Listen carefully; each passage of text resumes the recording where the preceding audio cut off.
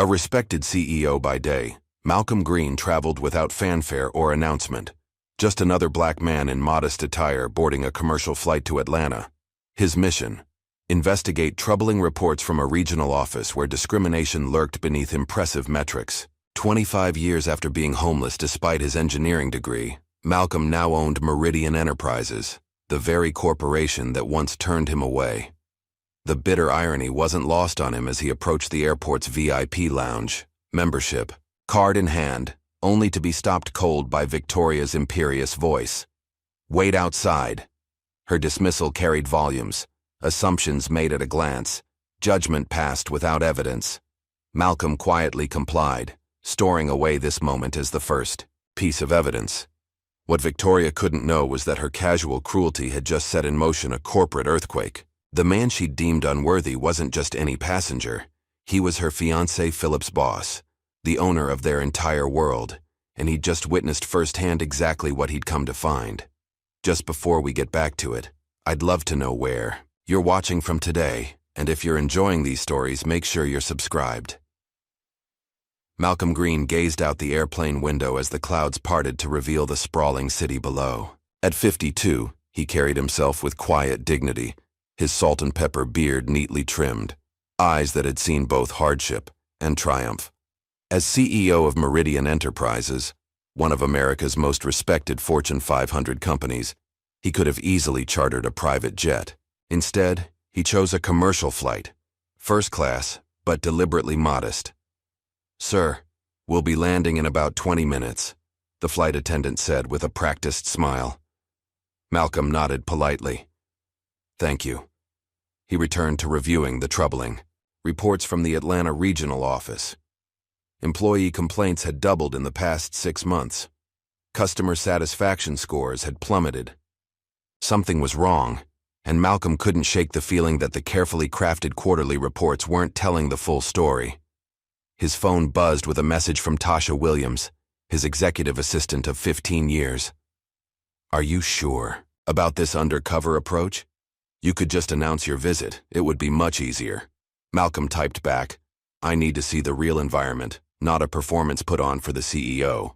As the plane began its descent, Malcolm closed his eyes, memories washing over him like waves. 25 years ago, he had slept on park benches, his engineering degree worthless in the face of closed doors and subtle rejections. The shame of having to use public restrooms to wash up before interviews. The hollow feeling when potential employers' eyes would slightly narrow upon seeing him in person, despite his impeccable resume. "You're not quite what we're looking for," they would say. Or worse, "We've decided to go in a different direction." One particularly brutal winter, he had stood outside Meridian's old headquarters, then a mid-sized company, watching employees stream in and out in their warm coats while he clutched his portfolio in frozen fingers. The security guard had asked him to move along 3 times that day. Now he owned the company. The plane touched down with a gentle bump, pulling Malcolm back to the present. He gathered his simple carry-on bag, deliberately chosen to look unremarkable, and followed the stream of passengers toward the terminal. The Atlanta International Airport buzzed with activity. Malcolm moved with purpose but without hurry, his plain navy sweater and khaki pants making him virtually invisible among the business travelers. No designer labels, no flashy watch, just a man who could be anybody. As he approached the VIP lounge, a small indulgence he allowed himself, a tall blonde flight attendant stepped directly into his path. Her name tag read, Victoria. "Excuse me, sir," she said, her voice carrying just enough volume to draw attention from nearby passengers. "This area is for first-class passengers and club members only." Malcolm reached into his pocket. "I understand, I have my—" "Wait outside, please," Victoria cut him off, her eyes flicking dismissively over his attire. "These lounges get crowded with people who don't belong. I need to assist actual members." The way she emphasized people made Malcolm's stomach tighten. He recognized the tone, the barely concealed contempt. It was a familiar cold shoulder that had followed him his entire life, even as he climbed to the pinnacle of corporate America. A hush fell over the nearby passengers. Some looked away in discomfort. Others watched with morbid curiosity. "I have my membership card right here," Malcolm said quietly, holding it out. Victoria barely glanced at it. That could belong to anyone. We've had issues with people using stolen cards. Malcolm noticed a young boy, perhaps 7 or 8, watching the exchange with wide eyes. The child tugged at his father's sleeve and whispered loudly, "Dad." "Why? Is that lady being mean to that man?"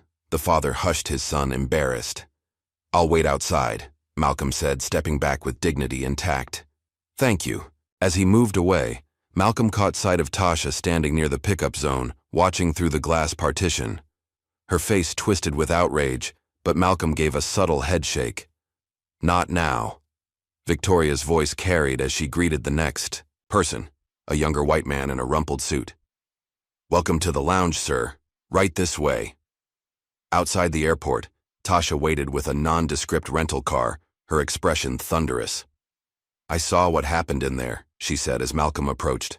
"That was completely unacceptable. I should report her immediately." Malcolm placed his bag in the trunk. "No, that's not why I'm here." "Malcolm, you're the CEO.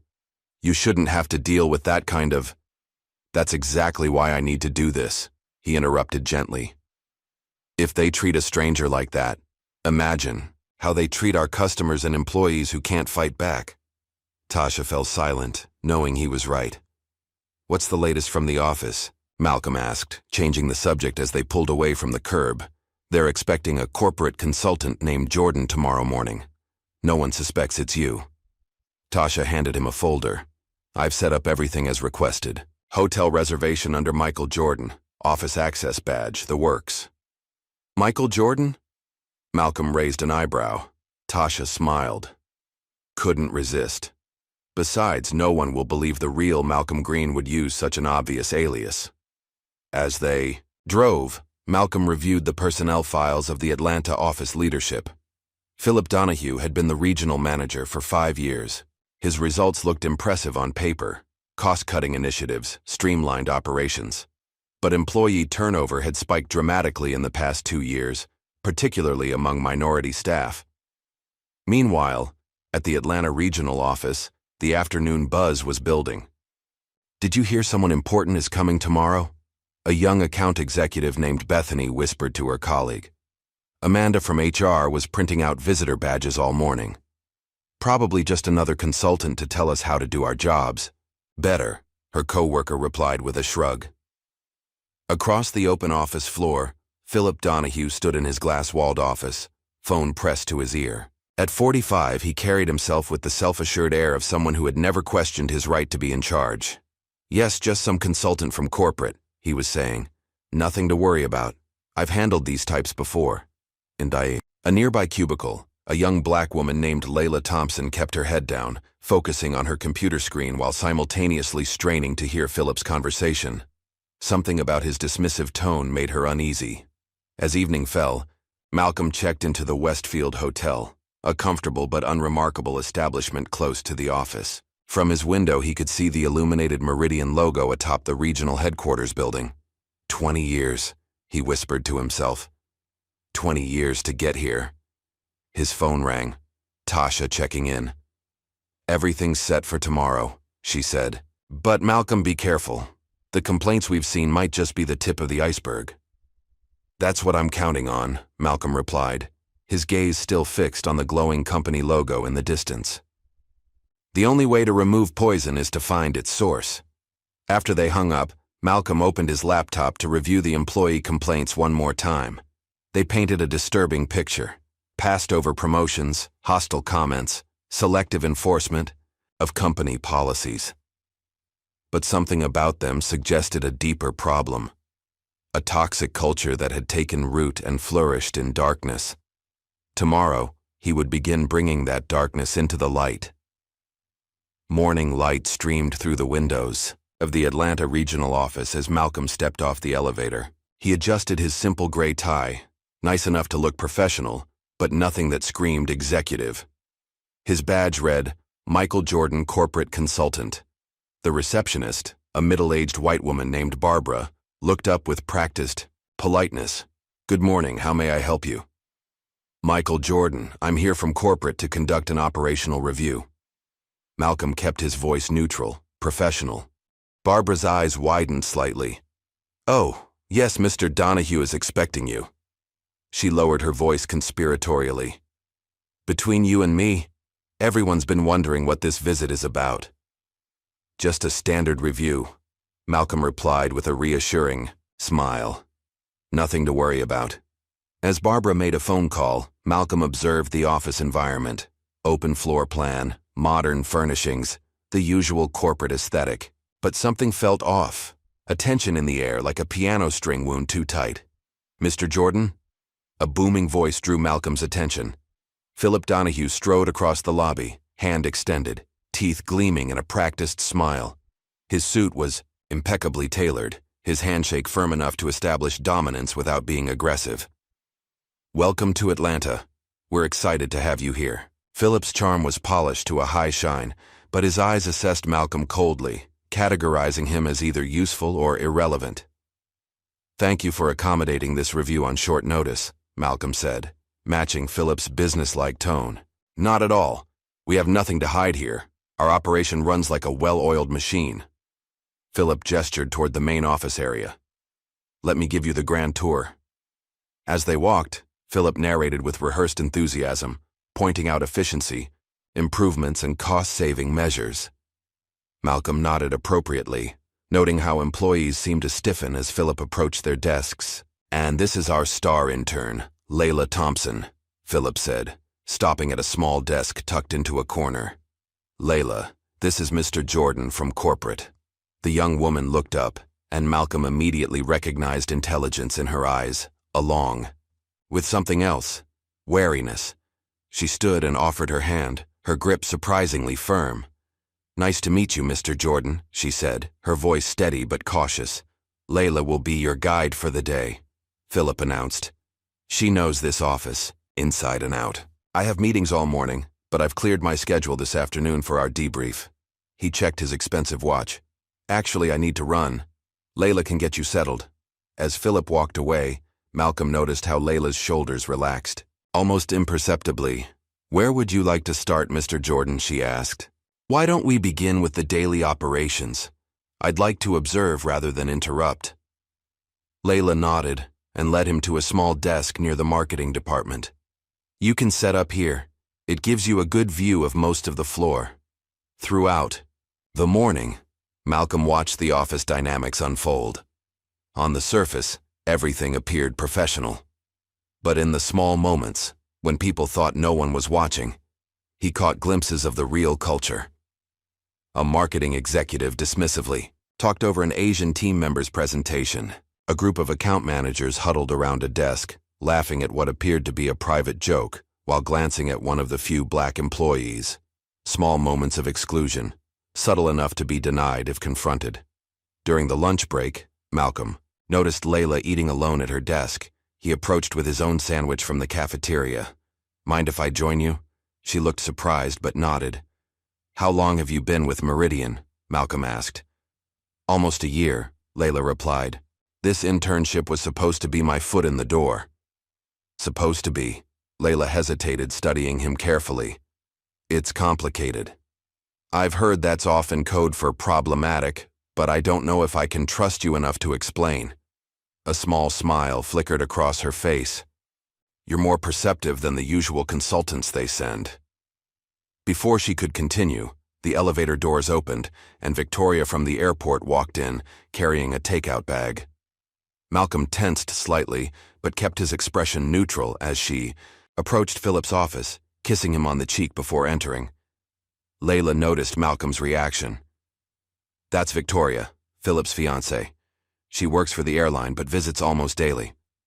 They're quite the power couple around here. I see, Malcolm said, deliberately casual. I actually met her yesterday at the airport. It wasn't a pleasant experience. That sounds about right, Layla murmured, then caught herself. I'm sorry. That was unprofessional. Sometimes the truth isn't professional, Malcolm replied. It's just the truth. After lunch, Malcolm observed a department meeting. The contrast was striking. Philip's charm turned on full blast for the white senior managers, while he barely acknowledged contributions from others. When Layla presented market research findings, Philip interrupted repeatedly. "Let's stay focused on actionable insights, not theoretical problems," he said dismissively when she highlighted a concerning trend in customer demographics. "We need solutions, not complaints." The subtle undermining was skilled, maintaining plausible deniability, while clearly establishing who had value and who didn't in the hierarchy. Later, Malcolm found himself alone in the break room with Luis, an older man emptying trash cans. "Excuse me," Malcolm said. "I didn't mean to get in your way." "No problem, sir," Luis replied with a slight accent. "Just doing my job." Something about Luis's dignified bearing caught Malcolm's attention. "Have you worked here long?" 3 years. Luis hesitated, then added, "Before that I was an electrical engineer in Venezuela. 20 years experience, but here," he shrugged eloquently. "Did you apply for engineering positions at Meridian?" "Twice. They said my experience wasn't transferable." Luis glanced around to ensure they were alone. "The second time I saw my application in the trash before I even left the building." Malcolm felt a familiar burn of indignation. "I'm sorry to hear that." "It's the same many places," Luis said with resigned dignity. "But some places are worse than others. Here there are layers. Layers. People who look right but think wrong get ahead. People who think right but look wrong stay invisible." Luis smiled sadly. "I should get back to work. Mr. Donahue doesn't like when I talk to visitors." As the day progressed, Malcolm sent coded updates to Tasha, who was gathering documentation and evidence remotely. During a brief bathroom break, he called her directly. "It's worse than we thought," he said quietly. "The surface looks polished, but underneath—" "I've been reviewing the HR files," Tasha replied. 17 complaints in the last year alone, all quietly resolved or dismissed. And I found something else. Quarterly bonuses going to consulting firms that don't seem to exist. Send everything to my secure server. I'll review it tonight." When Malcolm returned to his temporary desk, he found an anonymous email in his Michael Chernus account. "Not everyone here is blind or complicit. Some of us know exactly what's happening but need help to fix it. P.S. I know who you really are." Malcolm stared at the message, wondering who had sent it and how they had discovered his identity. Before he could investigate further, Philip appeared. "Mr. Jordan, ready for our debrief?" In Philip's office, Malcolm maintained his consultant facade as Philip presented a glowing assessment of his leadership. "Our numbers speak for themselves," Philip said, gesturing to charts showing cost reductions.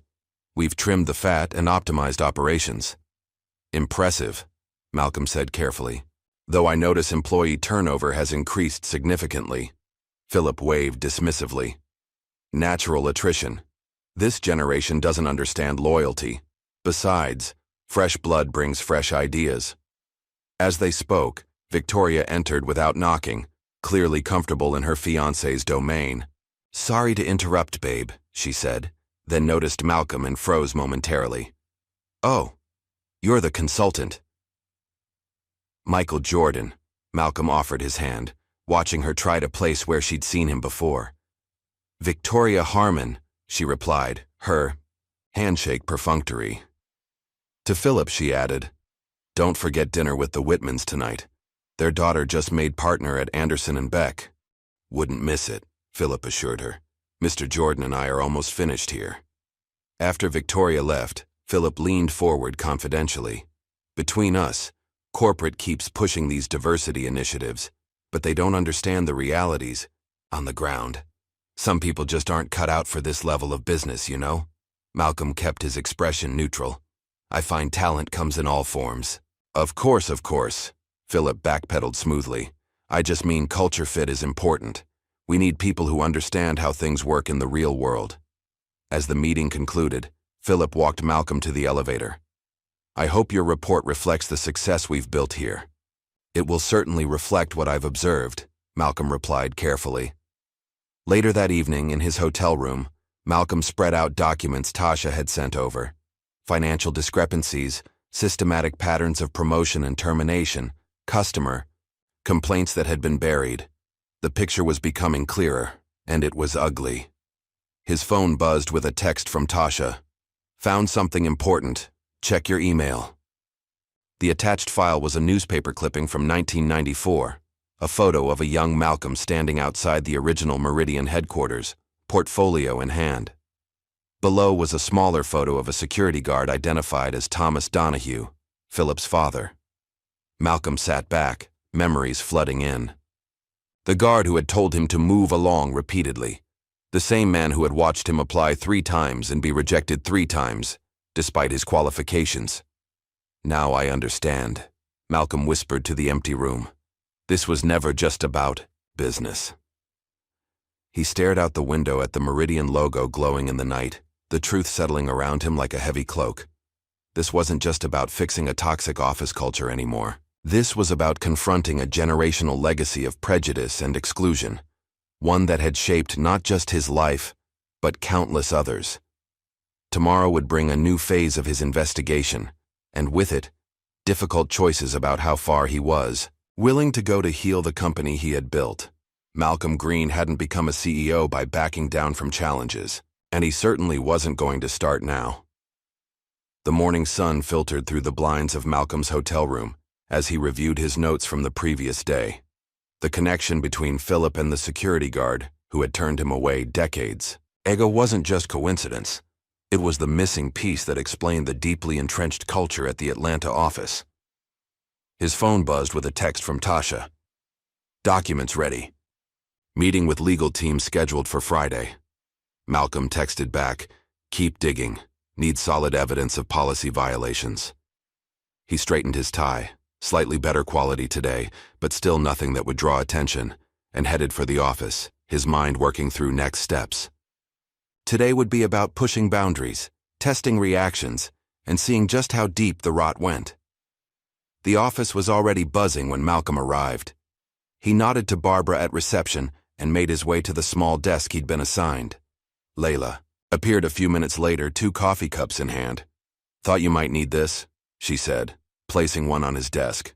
Black, no sugar. I noticed that's how you take it yesterday. Observant, Malcolm commented with a smile. Thank you. Layla hesitated, then lowered her voice. Can I show you something? In the conference room? Malcolm followed her to a small meeting room where she closed the door and pulled out a folder. These are customer satisfaction surveys from the last 3 quarters, she explained, spreading them on the table. The official reports show steady improvement, but I found the raw data in the archive. She pointed to stark discrepancies between the numbers. Someone's been cherry-picking responses to make things look better than they are. Malcolm studied the documents carefully. Why are you showing me this? Layla met his gaze directly. Because my mother worked for Meridian for 22 years. She believed in this company. Said it was one of the few places where people were judged by their work, not their appearance. Her voice softened. She died last year. Cancer.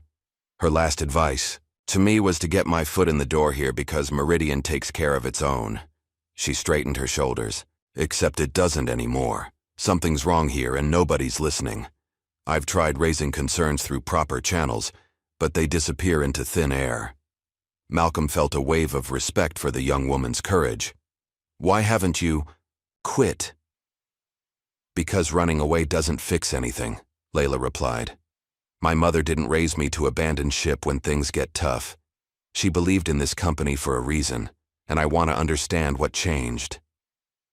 Before Malcolm could respond, the door opened and Philip entered, his smile not quite reaching his eyes. There you are, having a private meeting without me? His tone was light, but the underlying tension was unmistakable. Just reviewing some customer feedback, Malcolm replied smoothly. Layla's been extremely helpful. Well, I need to borrow her for the marketing presentation, Philip said. And actually, Mr. Jordan, I was hoping you'd join us. Always good to have corporate's perspective. In the conference room, executives gathered around a large table. Malcolm noted that all the senior positions were filled by white employees, while the few people of color present sat at the edges, laptops open to take notes. The marketing director, Scott Wilson, presented a new campaign targeting urban markets, his terminology growing increasingly problematic as he described their approach. These consumers respond to more basic messaging, Scott explained, flipping through mock-ups. Less nuance, more direct benefit statements. Malcolm watched Layla's expression tighten almost imperceptibly. I'd like to hear alternative perspectives, Malcolm said, interrupting the flow. Layla, you've been analyzing customer data. What insights can you share? All eyes turned to her, including Philip's narrowed gaze. Layla straightened in her chair. Data actually shows that our most engaged customers across all demographics respond to sophisticated, value-driven messaging, she said, her voice gaining confidence. The assumption that certain groups need dumbed-down content isn't supported by the numbers. Scott laughed dismissively. That's a nice theory, but we have years of experience in these markets. Experience isn't the same as evidence, Malcolm countered mildly. I'd be interested in seeing the data supporting either approach, Philip intervened smoothly. Let's table this discussion for now. Scott's team has already received budget approval for the current direction. He smiled tightly at Malcolm. Unless corporate has suddenly changed the approval process? Just asking questions, Malcolm replied pleasantly. That's what I'm here for. After the meeting, Malcolm observed how the group fractured into smaller conversations, with Layla standing alone. By the coffee station, no one acknowledged her contribution or engaged with her ideas. The isolation was subtle, but deliberate. 1,000 small cuts designed to wear down resistance. Later that afternoon, Malcolm was reviewing financial documents when a notification appeared on his tablet. Someone had sent him a video file from an anonymous email address. He glanced around to ensure privacy before opening it. The footage showed Victoria and several employees in what appeared to be a break room after hours, champagne glasses in hand. To another quarter of looking good on paper, Victoria toasted, clearly tipsy. And to Philip, master of making the numbers dance, the group laughed. A younger employee raised her glass. And to clients who never read the fine print. Another chimed in with a mocking accent. Thank you for your business, we value your input, sending the group into peals of laughter. Victoria's voice cut through. Can you imagine if they knew what we really think? Especially the Bailey account, that woman with her cultural concerns about our marketing. You mean Mrs. Jackson? Someone corrected. Whatever, Victoria waved dismissively. They all look the same to me. Malcolm's jaw tightened as he closed the video, noting the timestamp, just 2 weeks ago. The casual racism, the mockery of customers, the apparent financial misrepresentations, all captured in high definition. He sent the file securely to Tasha with instructions to verify its authenticity and identify everyone in the footage. As he finished, he noticed someone watching him from across the office, a middle-aged woman with sharp eyes and a pressed pantsuit. Her nameplate identified her as Jocelyn Davis, head of human resources. She approached his desk with measured steps. Mr. Jordan, I wonder if I might have a word. In her office, Jocelyn closed the door and studied him carefully. I've been reviewing your credentials. Malcolm maintained his consultant persona. Is there a problem? That depends, she replied, on whether you're really Michael Jordan from corporate or someone else entirely. Malcolm's expression remained neutral. What makes you think I'm not who I say I am? Jocelyn reached into her drawer and pulled out a company magazine from 3 years earlier. On the cover was Malcolm, accepting an industry leadership award. The resemblance is remarkable, she said quietly. You've lost weight, grown a beard, but those eyes are unmistakable. You're Malcolm Green. Malcolm considered his options. Denying it seemed pointless, but confirming his identity risked exposure before he was ready. What do you intend to do with your theory, Ms. Davis? That depends on why the CEO of Meridian Enterprises is pretending to be a consultant in his own regional office. Her voice held no accusation, only genuine curiosity. Malcolm decided to test the waters. If, hypothetically, the CEO had received troubling reports about this office, what might someone in your position say? Jocelyn's professional facade cracked slightly. I might say, It's about damn time. She reached into her drawer again and pulled out a thick folder. 17 formal complaints in the last year, all properly filed, documented, and subsequently buried. 6 cases of proven wage disparity, ignored. 4 instances of qualified minority candidates being passed over for promotion in favor of less qualified white candidates. "And you've done nothing?" Malcolm asked, his tone sharper than intended. Jocelyn's eyes flashed. "I've done everything by the book. Filed reports up the chain, followed procedures, documented patterns. And every single time my concerns disappear into a black hole at corporate." She leaned forward. "So perhaps the better question is, what have you done, Mr. Green?"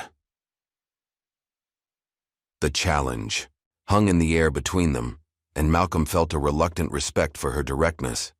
"I'm here now," he replied simply. "Yes," Jocelyn said, studying him. "But are you here to actually fix things or just to manage appearances?" Before Malcolm could respond, a knock at the door interrupted them. Barbara from reception poked her head in. "Ms. Davis, there's a former employee here insisting on speaking with someone from HR, a Mr. Dean Taylor." Jocelyn frowned.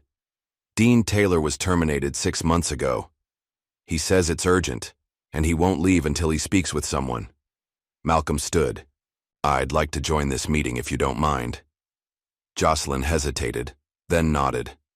"Actually, I think that's an excellent idea."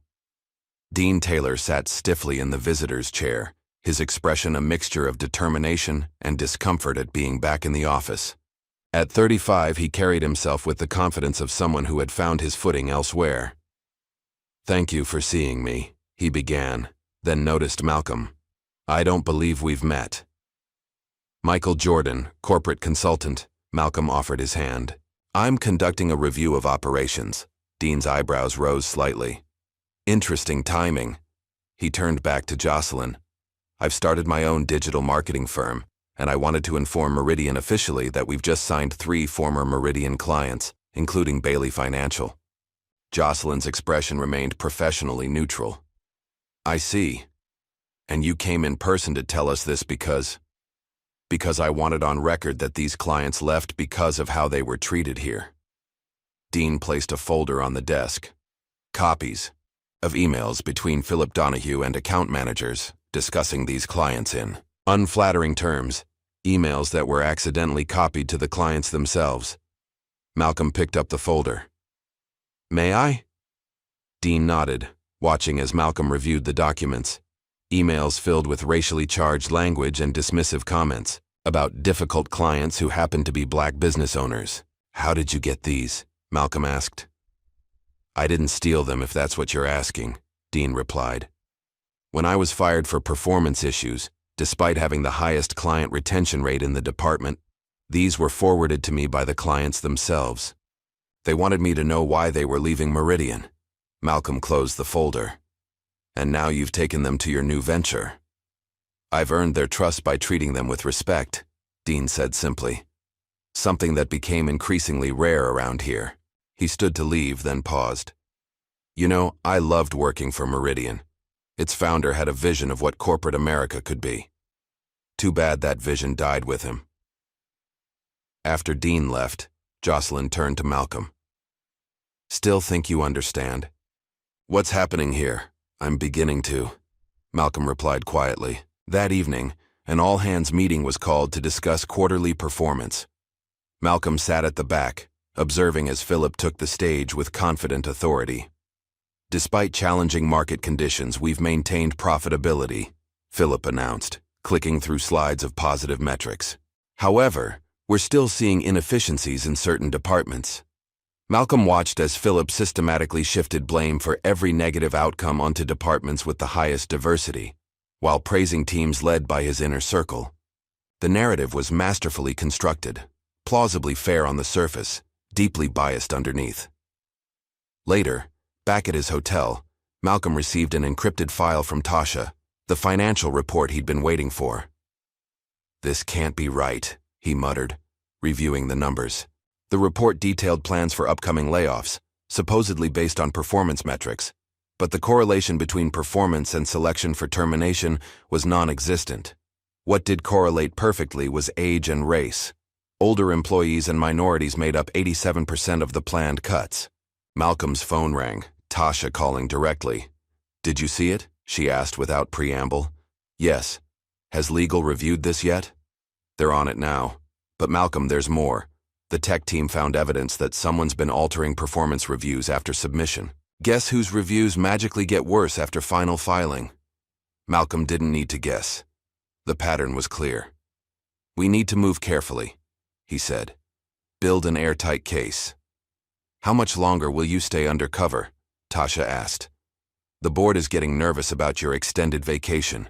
"Not much longer," Malcolm replied. "The masks are starting to slip. I just need a little more time." As he ended the call, a knock at his hotel room door surprised him. Cautiously, he checked the peephole to find a young Asian man in a Meridian employee badge. Malcolm opened the door. "Can I help you?" "Mr. Jordan?" "I'm Jin Park from IT. I'm sorry to bother you, but—" Jin glanced nervously down the hallway. "Can I come in? I don't want to be seen." Once inside, Jin explained that he was a tech intern who had built a customer service algorithm that Philip had taken credit for. "That's not even why I'm here," Jin continued anxiously. "Last week I was backing up the project files and found something weird. My contract has been altered. The terms of my employment agreement have changed, specifically the clause about intellectual property ownership." "Do you have proof?" Malcolm asked.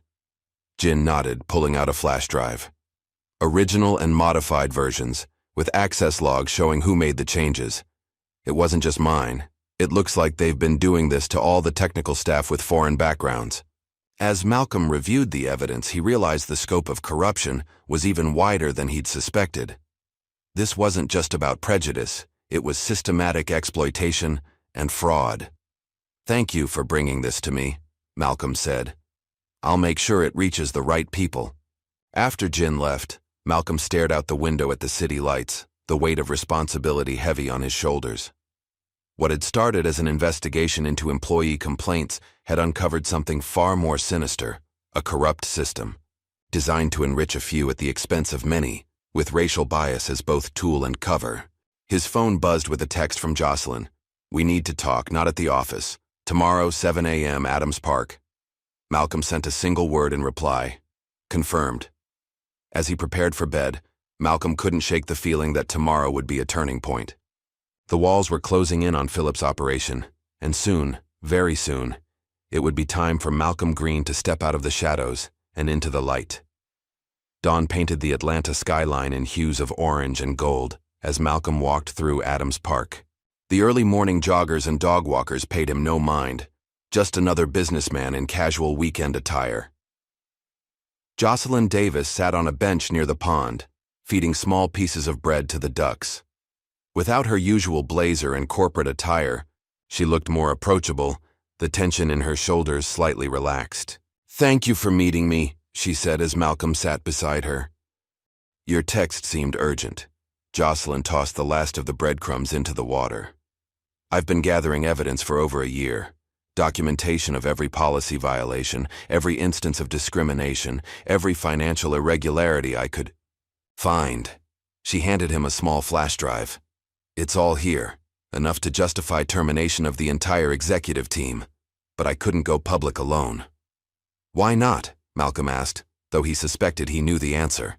"Because the last HR director, who tried, was not only fired but blacklisted throughout the industry." Jocelyn's gaze remained fixed on the rippling water. "They claimed she had fabricated evidence to cover her own misconduct. By the time she cleared her name, her career was in ruins." Malcolm studied her profile. "You were afraid." "I was being strategic," she corrected him, waiting for the right moment, the right ally. She finally turned to face him. "When I recognized you, I knew that moment had arrived." "What made you decide to help?" Jocelyn smiled ruefully.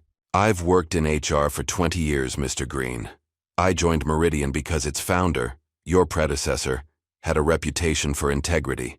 When you took over and maintained those principles, I stayed. But watching Philip and his cronies dismantle everything this company once stood for, She shook her head. Some lines shouldn't be crossed, even for job security. Malcolm pocketed the flash drive. What you're doing is brave. What I'm doing is necessary, she replied simply. The question is, what are you going to do with it? First, I need to understand the full scope of the situation. Then I'll take appropriate action. Jocelyn's expression hardened slightly. With all due respect, Mr. Green, appropriate action often translates to minimal disruption. These people have caused real harm. They've destroyed careers, crushed spirits, and corrupted everything they've touched. They deserve more than a corporate slap on the wrist. I didn't build Meridian into what it is today by being timid, Malcolm assured her. But I won't act rashly either. When I move, it will be decisive. Later that morning, Malcolm made a crucial decision. He invited key figures to a private dinner that evening. Layla, Jin, Luis, and 2 other employees who had shown integrity during his investigation. The invitation was deliberately vague, mentioning only a discussion about the future of Meridian's Atlanta office. They gathered in a private dining room at a small restaurant well away from the corporate crowd's usual haunts. Malcolm arrived last, having changed into a suit of noticeably higher quality than his consultant attire. Not quite CEO level, but a clear step up. Thank you all for coming, he began once they were seated. I've asked you here because each of you has demonstrated something rare in the Atlanta office: integrity. The group exchanged uncertain glances. I'm not sure I understand, Jin said cautiously. We're just doing our jobs. Sometimes doing your job properly, in a broken system, is an act of courage, Malcolm replied. Each of you has tried to uphold standards while those around you cut corners and break rules. Layla studied him intently. You're not really a consultant, are you? Malcolm smiled slightly. No, I'm not. But before I explain further, I need to know something from each of you. If you had the power to fix what's wrong at Meridian, what would you do? One by one, they shared their thoughts. Luis spoke of recognizing talent regardless of background. Jin advocated for transparent intellectual property policies. Others mentioned accountability and fairness. Layla went last. I would rebuild the culture from the ground up, she said firmly. My mother used to say Meridian was a place where your work spoke for itself. I'd make that true again. Malcolm nodded thoughtfully. Those are all excellent points. Now I think it's time for some honesty. He straightened his shoulders. My name isn't Michael Jordan. I'm Malcolm Green. A stunned silence fell over the table. The CEO, Jin whispered incredulously. Yes. Luis shook his head in disbelief. Why would you pretend to be a consultant? Because I needed to see the truth, Malcolm explained. Reports can be manipulated, data can be filtered, but experiencing the environment firsthand, that reveals the real story. So all this time you've been, what, spying on us? Layla asked, her tone a mixture of confusion and something else. Respect, perhaps. I prefer to think of it as conducting a thorough investigation, Malcolm replied with a small smile. And what I've found is deeply troubling. The Atlanta office has become everything Meridian was founded to fight against. An old boys club, where connections matter more than competence, and where certain people are systematically excluded and exploited. He looked around the table. I'm telling you this now because I need allies, people who share my vision for what Meridian can and should be. I intend to make significant changes, but I can't do it alone. What kind of changes? Jin asked hesitantly. The kind that restore Meridian's integrity, Malcolm said firmly. But I need to know. Are you with me? One by one, they nodded their agreement, Layla last of all. What do you need from us? She asked. For now, discretion. Continue as normal while I finalize my plans. When the time comes, I'll need you to stand firm in the face of resistance. As the dinner concluded, Malcolm pulled Layla aside. You seem hesitant. She met his gaze directly. I believe in what you're saying, but I've seen too many promises evaporate. Words are easy. Change is hard. You're right to be skeptical, Malcolm acknowledged. So let me be clear. I'm not just planning to reshuffle the deck. I'm changing the entire game. And Philip? Victoria? Their whole network? They'll face the consequences of their actions, Malcolm assured her. But I need you to trust the process. Can you do that? Layla considered for a long moment. My mother would have trusted you. That's enough for me for now. Back at his hotel, Malcolm received an unexpected call from a former board member, William. Hargrove. Malcolm.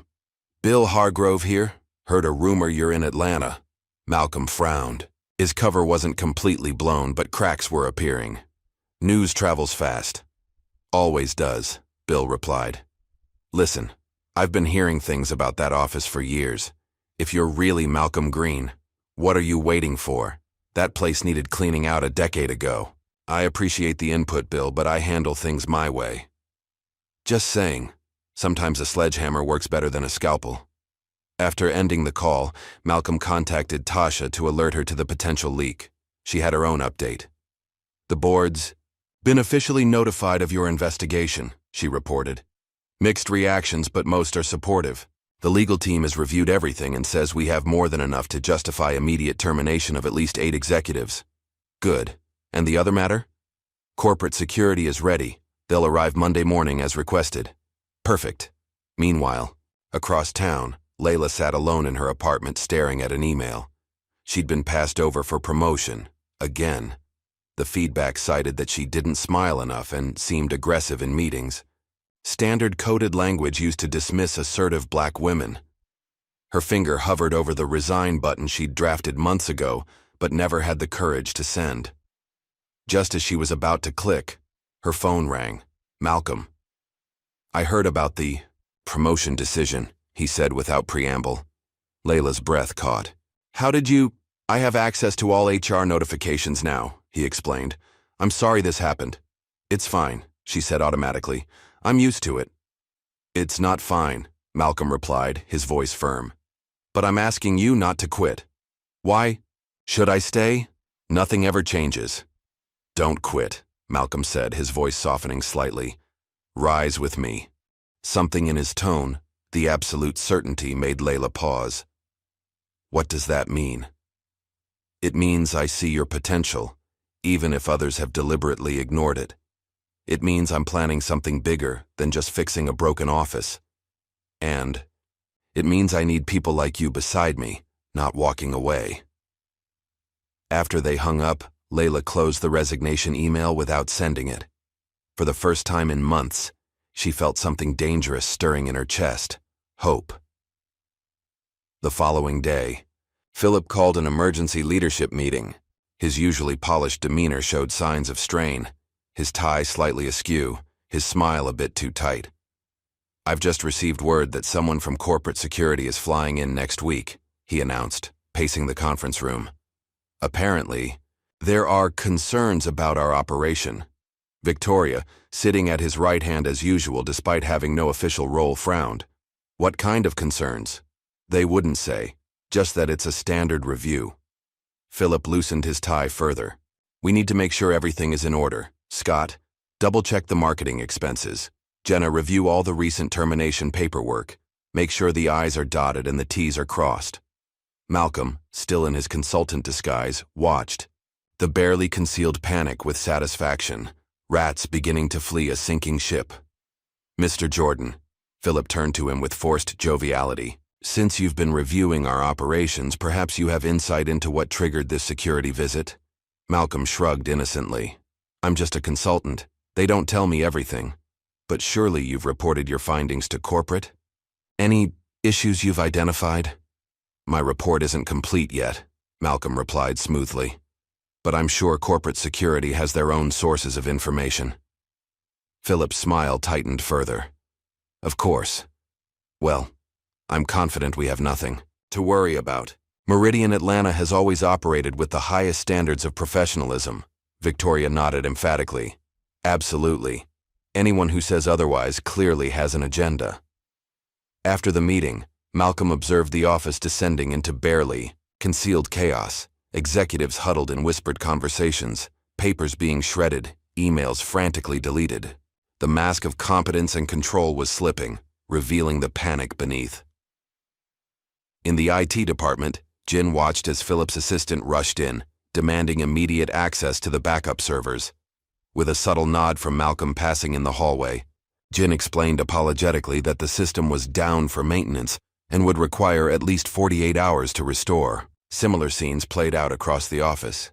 Layla accidentally misplaced key marketing files. Luis reported a mysterious leak in the document storage room that had unfortunately damaged several boxes of personnel records. Small acts of resistance, carefully coordinated, buying time for Malcolm's plan to unfold. That evening, as the sun set over Atlanta, Malcolm stood alone at the window of his hotel room, watching the city lights blink on one by one. Tomorrow would bring the confrontation he'd been preparing for since he first read those troubling reports. His phone rang. Tasha making final confirmations. "Everything's set," she reported. "Legal team arrives at 8:30. Corporate security at 9 cow. The board has been briefed and has given unanimous approval for whatever actions you deem necessary." And the evidence? All secured and backed up in 3 separate locations. There's no way they can bury this, Malcolm. After they hung up, Malcolm took out the photograph he'd carried with him throughout this journey. His mother standing proudly in her nurse's uniform, her eyes filled with the same determination he now felt. "This one's for you, Mom," he whispered to the empty room. "For all the doors that were closed in our faces. For all the times we were told to wait outside." Malcolm Green had spent his life building, creating, and lifting others up. Tomorrow, for the first time, he would tear something down, not out of vengeance, but to make space for something better to rise in its place. The calm before the storm settled around him as night deepened. Tomorrow, everything would change.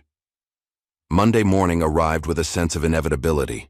Malcolm stood before the mirror in his hotel room, methodically transforming himself from Michael Jordan, humble consultant, into Malcolm Green, CEO of Meridian Enterprises. Gone were the modest clothes and deliberately understated demeanor. Today, he wore a perfectly tailored charcoal suit, crisp white shirt, and a deep blue tie that conveyed quiet authority. His posture straightened, shoulders back, chin lifted, the physical embodiment of the power he had always possessed but temporarily concealed. Tasha waited in the lobby, her expression a mixture of anticipation and concern. "The legal team is already in position," she informed him as they walked to the car. "Corporate security just checked in, they're standing by." Malcolm nodded, his mind calm despite the confrontation ahead. "And the board?" "Fully briefed and supportive. They've authorized whatever measures you deem necessary." Tasha hesitated, then added, "Are you sure about doing this so publicly?" "Some lessons need witnesses to be effective," Malcolm replied, his voice steady. "Besides, this isn't just about punishing bad behavior. It's about changing a culture. That requires visibility." The Atlanta office was already buzzing with nervous energy when they arrived. Malcolm had timed their entrance for 9:30 a.m., middle of the Monday morning staff meeting, when all key players would be gathered in one place. Barbara at reception nearly dropped her coffee cup when she saw him stride through the doors, no longer hunched as the unassuming consultant, but standing, tall as the powerful executive he truly was. Her eyes darted between Malcolm and Tasha, mouth opening and closing without sound. "Good morning, Barbara," Malcolm greeted her pleasantly. "Could you direct me to the main conference room? I believe there's a staff meeting in progress." "Mr. Green," she finally managed, rising to her feet. Of course, it's just down the hall on the right, but I should probably announce." "That won't be necessary," Malcolm assured her with a small smile. "I think I can find my way." As Malcolm and Tasha approached the conference room, they were joined by Layla, who had been waiting nearby as arranged. Her usual professional attire had been upgraded slightly, a new blazer, head held higher, emanating a quiet confidence that mirrored Malcolm's own transformation. "Ready?" Malcolm asked her softly. Layla took a deep breath and nodded. "More than ready." Malcolm pushed open the conference room doors and the conversation inside abruptly halted. Philip stood at the head of the table, mid-presentation, his expression morphing from annoyance at the interruption to confusion, and finally to dawning horror as recognition set in. "Mr. Jordan?" he stammered. the color draining from his face. The room fell into stunned silence as Malcolm walked purposefully to the center of the room, Layla at his side, Tasha taking position near the door where a corporate security team now appeared. "Not quite," Malcolm replied, his voice carrying effortlessly through the room. "My name is Malcolm Green, and I've seen enough." The silence cracked as murmurs rippled through the gathered employees. Victoria, seated in her usual place of honor despite having no official role, went pale as recognition dawned. The man she had rudely dismissed at the airport was standing before her, revealed as the CEO of the entire company. Philip forced a laugh, trying desperately to regain control of the situation. "There must be some mistake, some kind of prank or—" "This is no prank, Mr. Donahue," Malcolm interrupted, his tone measured, but firm. "For the past week, I have been conducting a personal investigation of this office, following numerous troubling reports." Philip's face hardened as he realized the game was up. "With all due respect, sir, if you had concerns, there are proper channels." "Those channels failed," Malcolm cut him off again, "deliberately and systematically." Tasha stepped forward, distributing folders to key members of the legal team who had quietly entered the room. "We have prepared a comprehensive report of our findings. I suggest you review it carefully before making any statements that might further compromise your position." Victoria stood abruptly, her voice shrill with indignation. "This is outrageous. You can't just barge in here and make accusations." "Ms. Harmon," Malcolm addressed her directly, his gaze unwavering. "While you are not an employee of Meridian, you have been present at numerous confidential meetings and have participated in activities directly harmful to this company and its employees. I suggest you sit down." Something in his tone, the absolute certainty of his authority, made her sink back into her chair. Malcolm turned to address the wider room. "For those wondering what's happening, let me be clear. This office has betrayed the core values of Meridian Enterprises. We have documented evidence of discrimination, financial misconduct, hostile work environment, and frankly, outright corruption." With a nod from Malcolm, Tasha activated a projection screen. What appeared was a carefully edited montage of secretly recorded clips. Philip dismissing minority employees' contributions, Victoria mockingly imitating customers, executives openly discussing how to manipulate performance reviews to target specific employees for termination. The room grew deathly quiet as the evidence mounted, each clip more damning than the last. One particularly shocking segment showed Philip joking about Layla's deceased mother, calling her another diversity hire who couldn't cut it. Layla's intake of breath was audible, but she remained composed, her dignity in stark contrast to Philip's rapidly crumbling facade. When the presentation ended, Malcolm turned to Jocelyn, who had been watching from the side of the room. "Ms. Davis, as head of human resources, can you confirm the authenticity of these documents and recordings?" Jocelyn stood, her professional demeanor firmly in place despite the tension in the room. "Yes, Mr. Green. I can confirm that all materials presented are genuine. I have personally verified each document and have added my signature to the official internal complaint." Philip's face contorted with rage. You've been working against me all this time." "I've been doing my job," Jocelyn replied evenly. "Protecting this company and its employees from your abuse of power." Jin Park rose from his seat near the back of the room, tablet in hand. "Mr. Green, with your permission, I'd like to present evidence regarding intellectual property theft." At Malcolm's nod, Jin connected his tablet to the projector and displayed a timeline of technological innovations he had developed, alongside documentation showing how they had been systematically claimed by Philip and other executives as their own work. "This algorithm alone," Jin explained, pointing to a customer service system, "has generated over $3 million in passive revenue for Meridian in the past 6 months. It appears under Mr. Donahue's name, but here is the original code. With my digital signature embedded in the comments." Philip's desperation was palpable as he tried one last defense. This is a witch hunt. You can't possibly—" "Mr. Donahue," Malcolm interrupted, his voice not raised but somehow filling the room completely.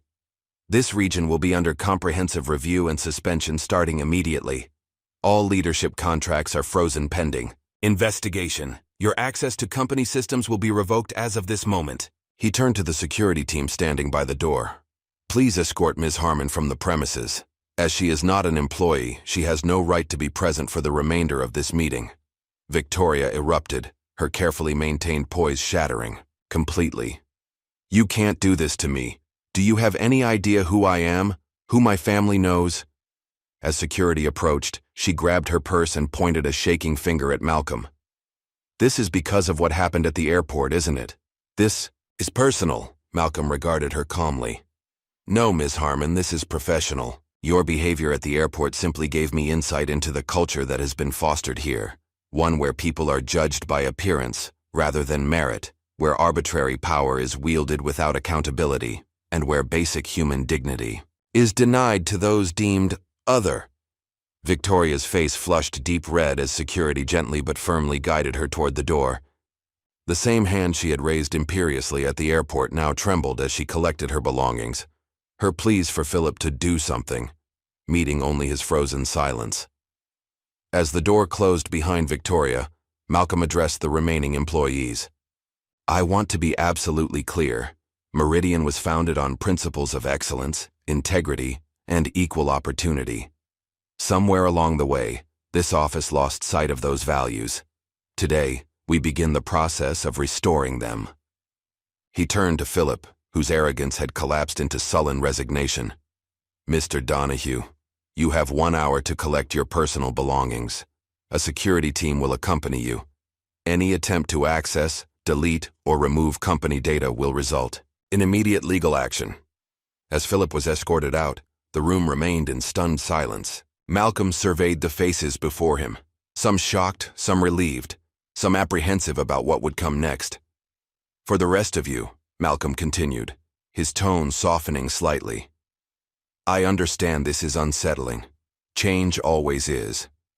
But I want you to know that those who have performed their duties with integrity have nothing to fear. In fact, you now have opportunities that were previously denied to you. He gestured to Tasha, who distributed another set of documents. You'll find details here about the transition process.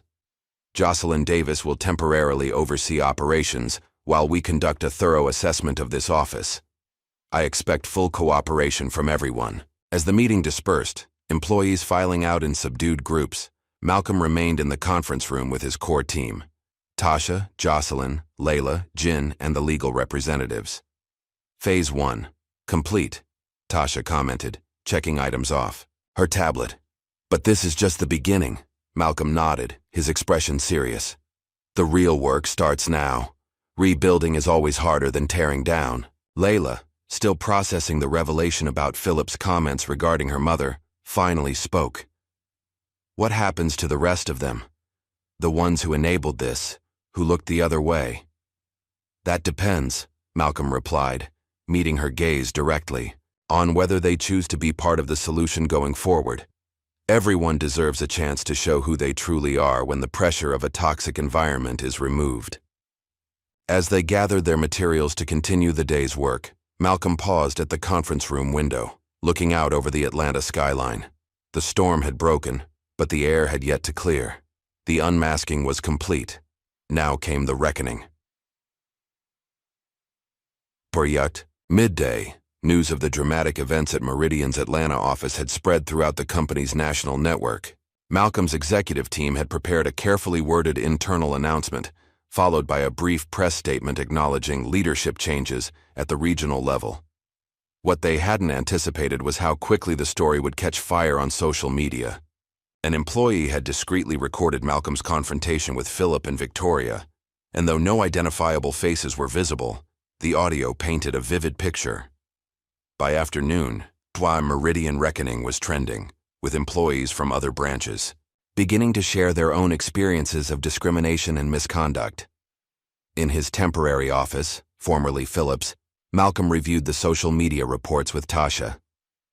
This is spreading faster than we expected, she observed, scrolling through the growing number of posts. Good, Malcolm replied. Sunlight is the best disinfectant. A knock at the door announced Jocelyn, who entered with a stack of folders. The initial assessment you requested. We've identified 23 employees who were passed over for promotion despite superior qualifications, 15 who received manufactured negative reviews, and 32 who experienced documented harassment. Malcolm accepted the folders. Thank you. We'll address each case individually. There's something else, Jocelyn added, her expression troubled. I've been offered the leadership role in ethics and compliance, and I'm hesitant. Why? Malcolm asked, genuinely curious. You've demonstrated exactly the kind of integrity we need. Jocelyn's professional composure cracked slightly. I should have done more, sooner. I followed procedures, documented everything, but I didn't. Break ranks. I didn't stand up publicly when I saw what was happening. You did what you could within a system designed to silence you, Malcolm countered. And when the moment came to take a stand, you did. That's what matters. After Jocelyn left, Malcolm turned to Tasha. Schedule a meeting with Layla this afternoon. I want to discuss her future with the company. Later, when Layla arrived, she seemed different, still processing the morning's revelations, but with a new steadiness in her gaze. You wanted to see me, Mr. Green? Malcolm, please, he corrected gently. After what we've been through, I think we can dispense with formalities. Layla smiled slightly. Old habits. I want to offer you the position of Director of Diversity, Equity, and Inclusion for the region, Malcolm said directly. You have the insight, the experience, and the integrity the role requires. To his surprise, Layla didn't immediately accept. I appreciate the offer, but I need to think about it. May I ask why? She met his gaze directly. Because I'm not sure I want to stay, and because I'm not convinced a DEI role is where I can make the most difference. Sometimes those positions become ways to silo diversity concerns rather than addressing core issues. Malcolm nodded thoughtfully. Fair points. Take some time. The offer remains open. As Layla left, Malcolm made a note on his tablet. Her response had confirmed what he already suspected. She was exactly the kind of leader Meridian needed. That evening, Malcolm visited Luis at his modest apartment in a working-class neighborhood. The older man was clearly surprised to find the CEO of Meridian at his door. Mr. Green, is something wrong? Nothing's wrong, Malcolm assured him, accepting the invitation to step inside. I wanted to speak with you personally. Luis's home was simple but immaculate, family photos lining the walls. A young woman, his daughter Malcolm guessed, appeared briefly from another room before discreetly withdrawing. I've reviewed your employment history, Malcolm began. 20 years as an electrical engineer in Venezuela, specialized training in sustainable energy systems, fluent in 3 languages, yet Meridian has you emptying trash cans. Luis shrugged with dignified resignation. It is not unusual. Many. Like me. It ends now, Malcolm interrupted gently. I'd like to offer you a corporate retraining scholarship to update your credentials to U.S. standards, followed by a position in our engineering department that matches your expertise. Luis stared at him in disbelief. Then to Malcolm's surprise, the proud man's eyes filled with tears. My daughter, he said softly. She is studying engineering also. I told her not to hope for too much, that the doors might be closed to her, as they were to me. Not anymore, Malcolm promised. Not while I have anything to say about it. The following day, Malcolm faced his first serious pushback. A video call with the board included William Hargrove, a longtime board member with close ties to Philip's family. This entire approach seems unnecessarily dramatic, Hargrove argued. A quieter transition would have protected shareholder value and company reputation. I disagree, Malcolm replied calmly. The problems in Atlanta weren't isolated incidents. They were symptoms of a systemic failure. Addressing them required decisive action. Hargrove's expression hardened. Some might say your judgment was clouded by emotion. Your personal experience, at the airport, was merely the final confirmation of what months of reports had already indicated, Malcolm finished for him. With respect, Bill, you let rot fester in your own house. I'm cutting it out. That's not emotional. It's necessary surgery. The conversation grew increasingly tense, with other board members eventually intervening to support Malcolm's position. By the end of the call, it was clear that while not everyone agreed with his methods, the majority recognized the necessity of his actions. Meanwhile, Philip was not accepting his dismissal quietly. Through high-priced PR firms and personal connections, he began spinning a narrative of corporate overreach and cancel culture, positioning himself as a victim of changing times. Tasha brought the news to Malcolm in his hotel suite that evening. He's hired Dawson & Burke PR and is threatening a wrongful termination lawsuit. He's giving interviews to sympathetic outlets, claiming he's being scapegoated for company-wide issues. Malcolm remained unperturbed. Let him try. We have the evidence. Tasha hesitated. There's more. He signed an NDA 5 years ago as part of a previous incident settlement. If he continues making public statements, he'll be in direct violation. Document everything, but don't engage yet, Malcolm instructed. Let him dig his hole deeper. The next morning brought a new challenge. Somehow, photos of Malcolm from his days of homelessness had been leaked to tabloid media. Headlines questioned whether his personal vendetta against successful executives stemmed from class resentment rather than legitimate concerns. Malcolm's phone rang constantly with calls from other executives and PR advisors suggesting various forms of damage control. He ignored most of them, instead calling a press conference for that afternoon. Standing before the assembled media, Malcolm addressed the photos directly. Yes, that's me, he said simply, as the images were displayed on screens behind him. 25 years ago, I was homeless despite having an engineering degree and a strong work ethic. The reasons why are complex, but they include the same biases and barriers that many still face today. He paused, surveying the room of reporters. I'm not ashamed of that history. In fact, it informs my leadership. It taught me that talent and potential exist everywhere, and that systems that arbitrarily exclude people based on appearance, background, or other irrelevant factors aren't just unjust. They're inefficient. They waste human potential. And as CEO of Meridian, I consider that unacceptable. The press conference shifted the narrative dramatically. By evening, the story had evolved from CEO's possible vendetta to from homeless to hero. CEO takes stand against discrimination. Back at the Atlanta office, the transformation continued.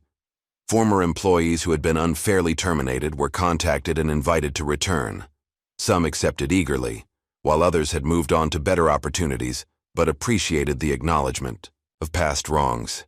Jin was given a platform to present his original customer service algorithm at a live investor meeting, with Malcolm publicly crediting him as the innovator. The young man's nervous but brilliant presentation earned a standing ovation and sparked immediate interest from venture capital firms seeking to invest in his future projects.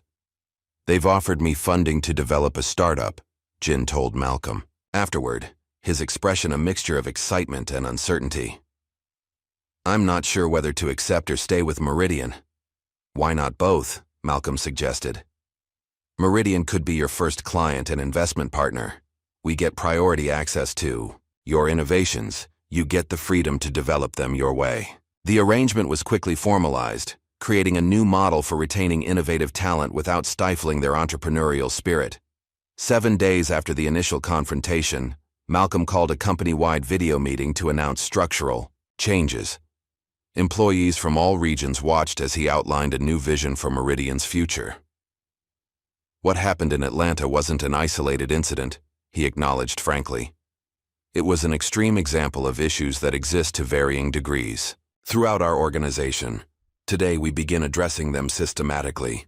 He introduced a new initiative called The Second Chair, a program designed to identify talent in overlooked positions and fast-track their development into leadership roles. For too long, we've defined potential too narrowly, Malcolm explained.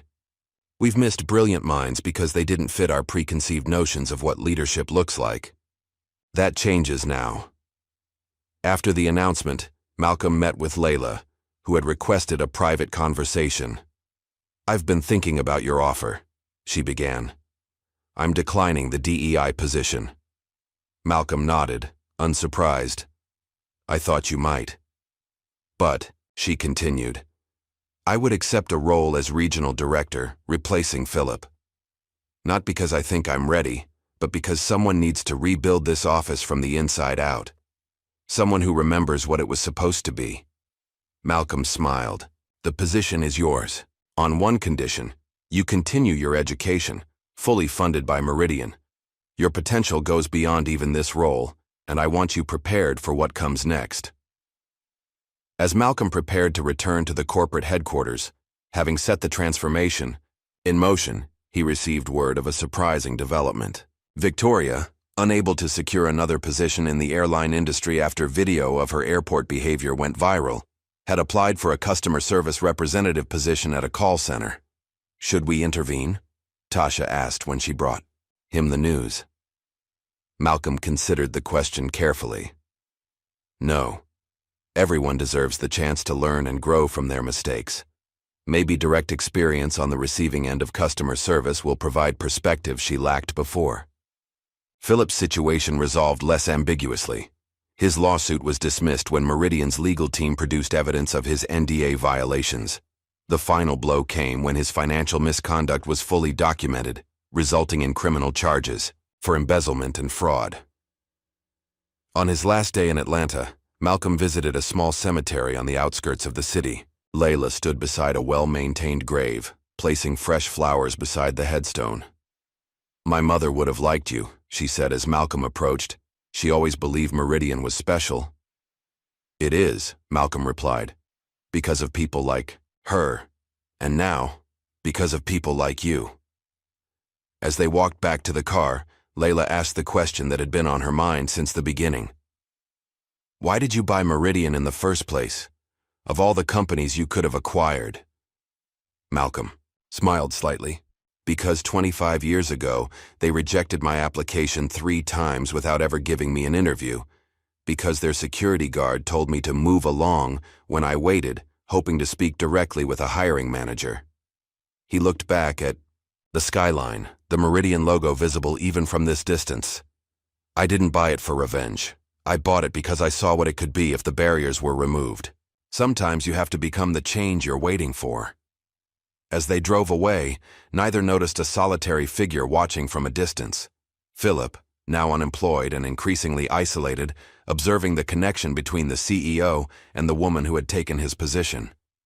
His expression was unreadable as he turned away, pulled out his phone and dialed. "About that severance package," he began, then pulled the phone from his ear with a grimace. The call had gone straight to voicemail. 3 months after the dramatic events at the Atlanta office, the physical transformation was immediately apparent to anyone who entered the building. Gone were the sterile, impersonal interiors that had defined the space for years. In their place stood vibrant walls adorned with work from local artists, open collaborative spaces, and glass-walled offices that emphasized transparency rather than hierarchy. But the true change ran deeper than decor. Under Layla's leadership as the new regional director, the office culture had begun a remarkable metamorphosis. On a bright Tuesday morning, Layla stood at the front of the main conference room addressing the assembled team. At 28, she carried herself with a natural authority that belied her years. Confidence without arrogance, strength tempered with empathy. "Today marks an important milestone," she announced, scanning the faces before her. "For the first time in 5 years, our customer satisfaction ratings have exceeded the national average across all demographics." A round of applause filled the room, genuine rather than obligatory, as it would have been under the previous leadership. "This isn't just about numbers," Layla continued. "It's about rebuilding trust, with our customers and with each other." The door opened and Malcolm entered quietly, taking a seat at the back of the room. He nodded for Layla to continue, content to observe rather than command attention. "We've made significant progress, but our work is just beginning," she said. "Which brings me to our next announcement. I'm pleased to introduce our newest team member who will be joining the engineering department." Luis entered, now dressed in a professional suit rather than maintenance coveralls, his dignified bearing even more pronounced in his new role. "Many of you already know Luis Mendoza," Layla said warmly. "What you might not know is that he holds multiple patents in sustainable energy systems and has 20 years of engineering experience. We're fortunate to have his expertise as we develop our new green initiative. Luis stepped forward, visibly moved. Thank you for this opportunity. I look forward to contributing my knowledge and learning from all of you. After the meeting dispersed, Malcolm approached Layla. That was well handled. Luis deserves this moment of recognition. It's the least we could do, Layla replied. Did you see the prototype he developed? It could revolutionize our approach to energy consumption in regional offices. I did. We're implementing it company-wide next quarter. Malcolm gestured toward her office. Do you have a moment? In the privacy of her office, previously Philip's domain, now transformed with warm colors and family photos, Malcolm shared his latest initiative. I'd like you to lead a special project, he explained, passing her a tablet with a proposal. We're creating a mentorship program specifically for employees who've been overlooked or sidelined in the past. Layla reviewed the document thoughtfully. This is ambitious. Necessary, Malcolm corrected. The talent has always been there. We just need to remove the barriers preventing it from flourishing. As they discussed details, Layla's assistant knocked gently on the door. Ms. Thompson, the Baileys are here for your meeting. Send them in, please. An elegant older black woman entered, accompanied by her daughter, both owners of Bailey Financial, one of the clients who had left Meridian during Philip's tenure. Mrs. Bailey, Ms. Bailey, Layla greeted them warmly. Thank you for coming. You know Mr. Green, of course. Indeed, Mrs. Bailey replied, shaking Malcolm's hand. Your reputation precedes you, Mr. Green, though I must admit I was skeptical about returning to Meridian after our previous experience. Understandably so, Malcolm acknowledged. We failed you before. We're committed to earning back your trust.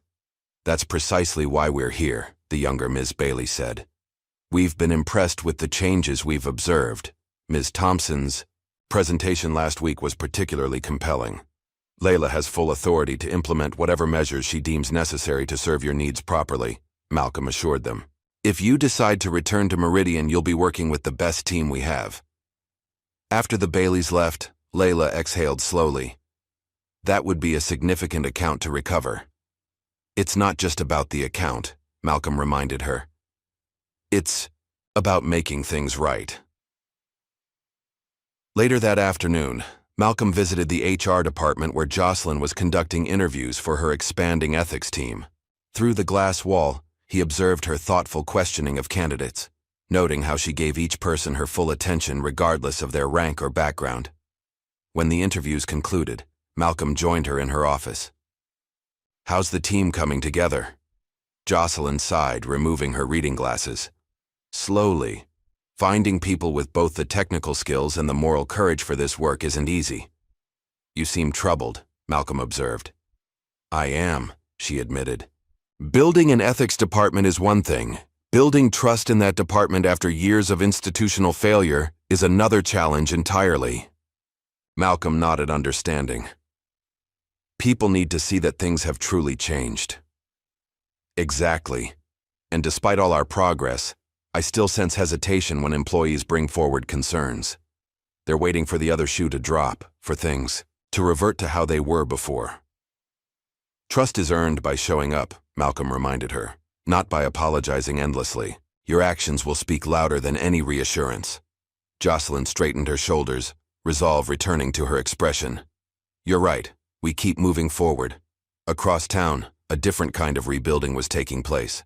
Victoria Harmon sat at a small desk in a crowded call center, headset snug against her ear as she addressed yet another dissatisfied customer. Yes, ma'am. I understand your frustration, she said mechanically, the script now familiar after weeks on the job. I'd be happy to escalate your concern to a supervisor. As she transferred the call, a notification appeared on her screen. Her customer satisfaction ratings for the week. Below average again. Her third warning. Victoria's supervisor approached her desk. Ms. Harmon, can we have a word? Following him to a small office, Victoria braced herself for the inevitable. Your metrics aren't improving, he began without preamble. You're struggling to connect with customers, particularly those from diverse backgrounds. Victoria fought back the defensive retort that rose automatically to her lips. This job, mundane as it was, represented her last chance after being blacklisted from the airline industry.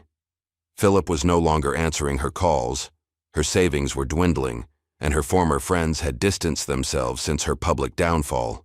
"I'm trying," she said instead, the words unfamiliar in her mouth. "It's more difficult than I expected."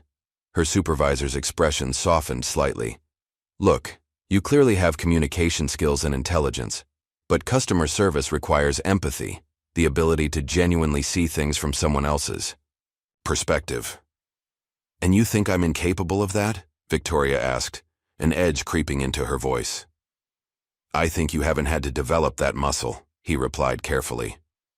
"But you can learn. We have a training program specifically designed to improve empathetic communication. I'd like to enroll you." Swallowing her pride, Victoria nodded. "All right, I'll try it." As she walked back to her desk, her phone buzzed with a message from Tasha. "Malcolm asked me to check on your progress. Let me know if you need anything." Victoria stared at the screen in disbelief. After everything that had happened, Malcolm Green was still keeping tabs on her? Not to punish, but to help? She typed back a simple response. "I'm learning." Meanwhile, back at Meridian headquarters, Malcolm was meeting with Jin and a group of venture capitalists eager to invest in his new startup while maintaining his connection to Meridian. "The prototype has exceeded all benchmarks," Jin explained, his confidence having grown enormously in the months since his algorithm was recognized. "With Meridian as our primary testing ground, we can refine the system in real-world conditions before wider implementation." One of the investors leaned forward. "And you developed this entirely on your own?" "The core concept? Yes," Jin replied. "But I've assembled a team of developers who bring complementary skills." He gestured to the diverse group seated beside him, including 2 former Meridian employees who had previously been sidelined. "That's the advantage of our partnership model," Malcolm added. "Jin retains creative control and ownership of his intellectual property, while Meridian gains early access to innovative solutions. Everyone wins." After the successful presentation, Malcolm pulled Jin aside. "I have another proposition for you.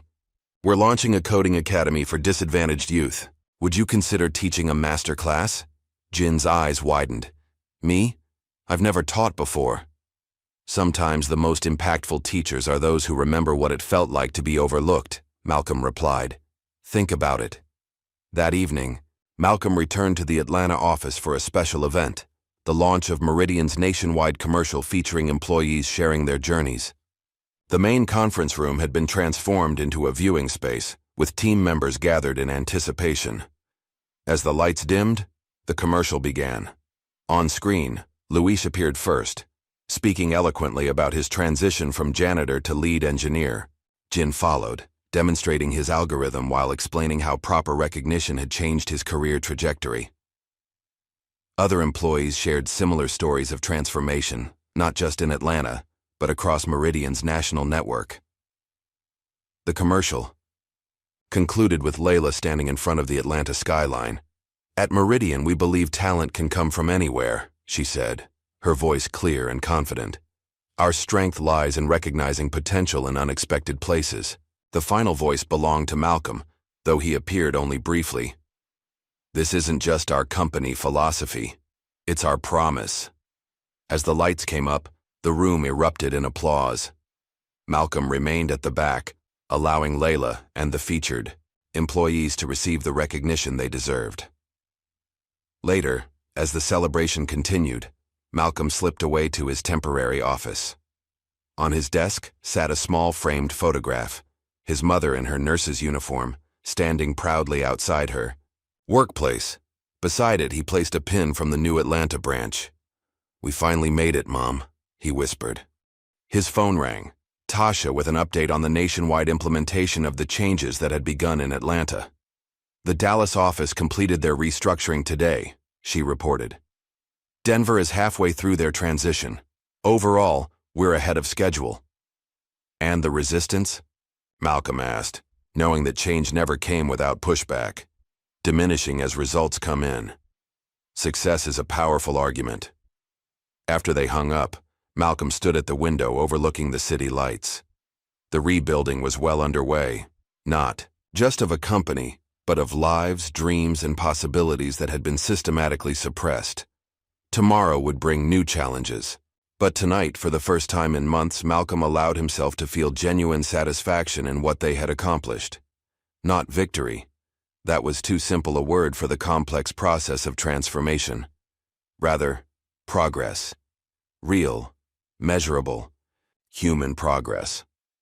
1 year after Malcolm's undercover investigation, the Atlanta Regional Office of Meridian Enterprises stood as a model for the entire corporation. The physical space had been completely renovated. Gone were the closed-off executive suites and isolated cubicles, replaced by a thoughtfully designed environment that encouraged collaboration while respecting the need for focus. More profound than the architectural changes was the transformation in energy and purpose. Where tension and fear had once permeated the atmosphere, a sense of shared mission now united the team. Employees moved through the space with confidence, engaged in meaningful work rather than political maneuvering. Malcolm walked through the main floor, greeting people by name as he made his final tour before returning to headquarters. After months of hands-on involvement in the rebuilding process, he was officially handing over full operational control to Layla and her leadership team. In the years since taking over, Layla had exceeded even Malcolm's high expectations. She had systematically rebuilt client relationships, restructured departments based on merit rather than favoritism, and implemented transparency measures that made accountability the norm rather than the exception. "Everything's in order for the transition," she assured Malcolm as they met in her office. Once Philip's domain, now a space that reflected her own leadership style. Warm but professional, accessible but focused. "I have complete confidence in you," Malcolm replied, handing her a small box. "This came from the board this morning." Layla opened it to find a platinum pin with the Meridian logo, the traditional symbol given to executives who had reached the highest levels of leadership. "This is," she began, momentarily speechless. "Well earned," Malcolm finished for her. "Your promotion to senior vice president is official as of today. You'll oversee not just Atlanta, but the entire Southeast region." Layla's expression shifted from surprise to determination. "I won't let you down. I know you won't. But remember, true leadership isn't about not failing. It's about how you respond when you do." Across town, at the same international airport, where their story began, a young boy of about 8 walked hand in hand with his father through the terminal. Something on a nearby television screen caught his attention. A news segment featuring Malcolm Green accepting an award for corporate transformation. "Dad, look!" the boy exclaimed, pointing excitedly. "That's the man from last year, the one the mean lady wouldn't let into the lounge." His father followed his son's gaze, recognition dawning. "You're right, Tyler. That is the same man." "See? I told you he was important," Tyler insisted. "Is he famous now?" "He was famous then, too," his father explained. "We just didn't know it." Tyler considered this thoughtfully. The lady was really mean to him. Did she get in trouble?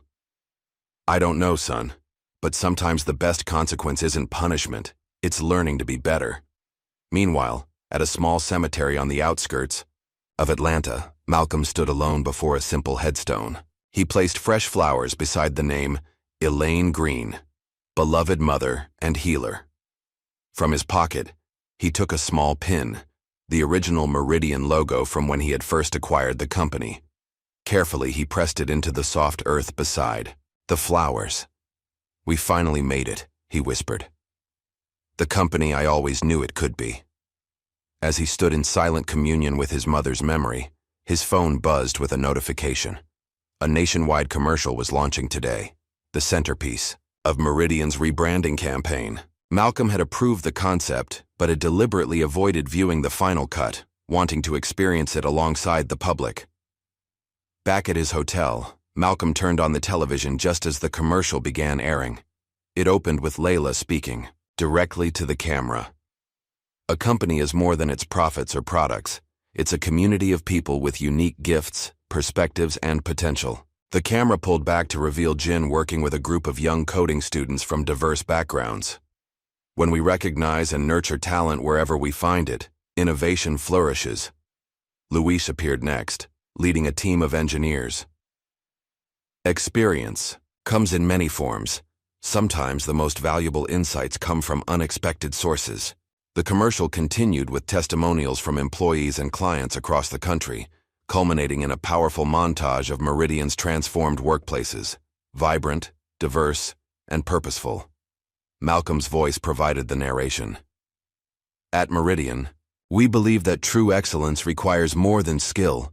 It requires character, integrity, and respect for every individual's dignity and potential. The final shot returned to Layla. This isn't just our corporate philosophy, it's our promise to you. Because at Meridian, everyone deserves a seat at the table. As the commercial ended, Malcolm received a text from Tasha. Board members calling. They love it.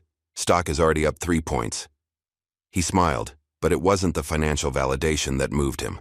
It was seeing the genuine transformation captured on screen, not just in policies or metrics, but in human lives. Later that afternoon, Malcolm attended his final board meeting as active CEO of Meridian.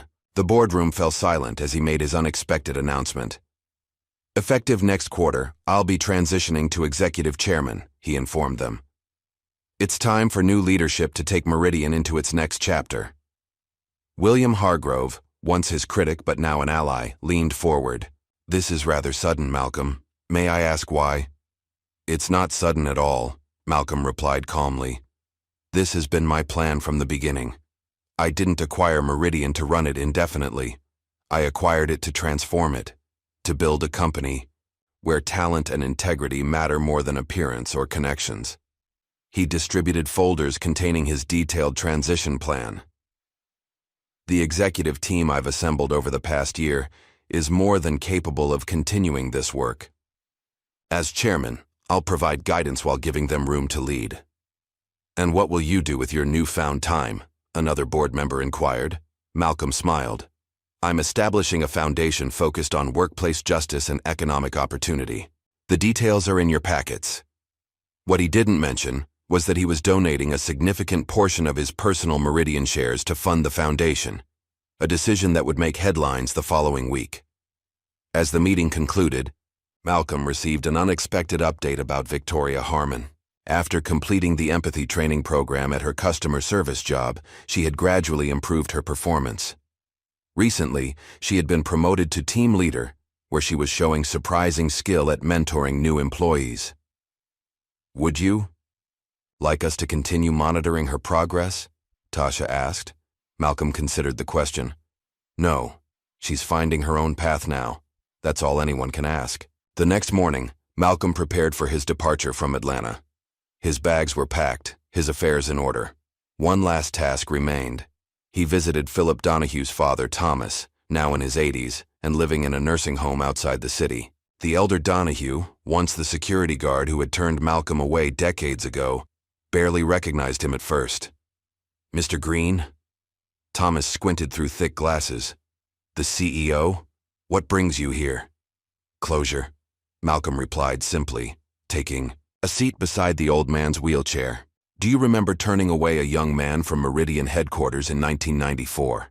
3 times in 1 week? Thomas frowned, searching his memory. I turned away many people. It was my job to keep the riffraff out. That riffraff was me, Malcolm said quietly. I had an engineering degree, recommendations and determination, but I never got past the front door because of how I looked. Understanding dawned slowly on Thomas's weathered face. That was you? And now you own the company? Life takes unexpected turns, Malcolm acknowledged. I didn't come to make you feel bad about the past. I came because holding on to old grievances serves no one. Your son made his own choices, but I wanted you to know that I don't hold you responsible for his actions or mine. The old man's eyes glistened. My Philip always believed appearances mattered most.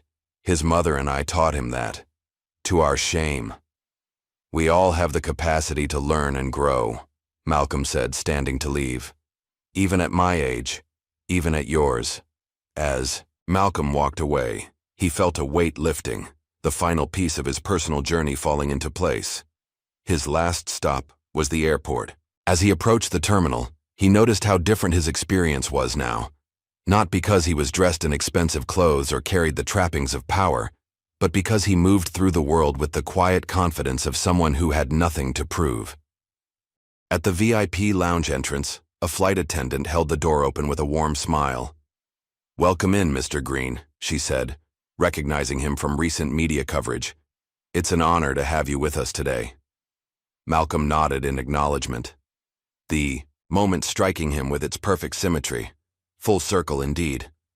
As he settled into his seat on the plane, Malcolm gazed out at the Atlanta skyline receding below.